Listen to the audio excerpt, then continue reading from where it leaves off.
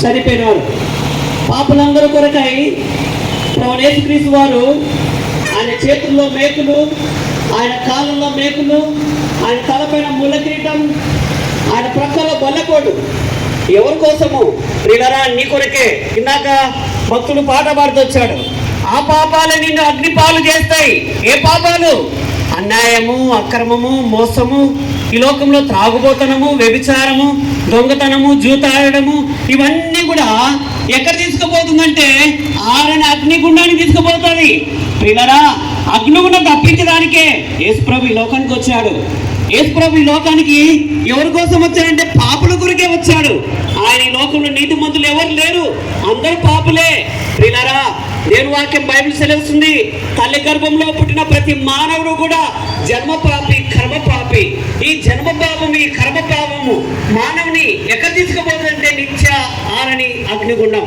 ఈ అగ్నిగుండం తప్పించడానికే శుక్రవారం గుడ్ ఫ్రైడే దినంన ప్రభువైన యేసుక్రీస్తు వారు పాపులందరి కొరకై చనిపోయినాడు. ప్రాయశ్చిత్తముగా లోక కళ్యాణం కొరకై ఈ లోకంలో ప్రభువైన యేసుక్రీస్తు వారు పాపులందరి కొరకై ప్రాణం పెట్టాడు. ఆయన చనిపోయినాడు, సమాధి చేయబడ్డాడు. సమాధిలో అలాగనే ఉండలేదు. యేసు ప్రభు ఆయన 3వ దినంన తిరిగి లేచినాడు. ఇప్పటికీ ఇజ్రాయెల్ దేశంలో ఆయన సమాధి ఖాళీగా ఉన్నది. ప్రియులారా, ఇది రుజువు నిజమైన దేవుడు అనడానికి. నిర్మించిన దేవుడు. ప్రియులారా, యేసు ప్రభు ఎందుకోసం మరణించినాడు? ఎవరి కోసం మరణించాడు అంటే పాపుల కొరకు ప్రాణం పెట్టాడు. ప్రియులారా, ఈ లోకంలో మరి నువ్వు నశించి నరకానికి పోవడం దేవునికి ఇష్టం లేదు. అయితే ఆ పరలోక రాజ్యానికి తీసుకుపోవడానికి, ఆ వైకుంఠానికి తీసుకుపోవడానికి, ఆ జన్నతికి తీసుకుపోవడం అవసరం.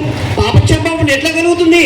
కేవలం యేసు ప్రభు అని నీ నోటితోని ఒప్పుకొని మృతుల్లో నుండి లేచినాడని నమ్మితే నీకు రక్షణ కలుగుతుంది, నీకు సమాధానం కలుగుతుంది. ప్రియులారా, ప్రభువైన యేసుని నీ శ్వాసం ఉంచితే నీ జీవితం మారిపోతుంది, నీ బ్రతికి మారిపోతుంది. అయితే ఎప్పుడైతే వారు ప్రభువైన యేసుని శ్వాసం ఉంచినాడు, చనిపోయినా దేవుడు తెలియదు. అయితే చనిపోకముందు ప్రభువైన యేసుక్రీస్తుని శ్వాసం ఉంచు.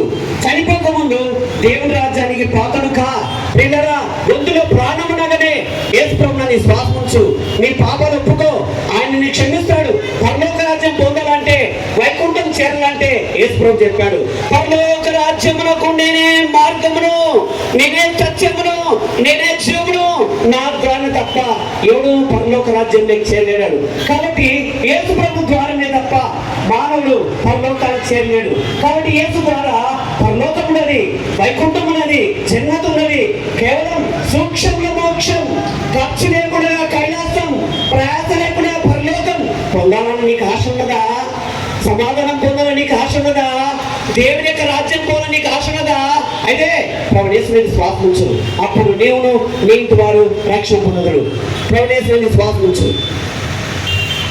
ఇతమైన సత్య మాటల కొరకై మన మధ్యలో పెద్దలు దైవజనులు మోషంకులుగా ఉన్నారు, ప్రార్థన చేస్తారు. ప్రార్థన. పరిశుద్ధుడా, ప్రియమైన తండ్రి, సర్వోన్నతుడా, మహోన్నతుడా, మహాగణుడా, సర్వశక్తిమంతుడా, కృపాసక్తి సంపన్నుడా,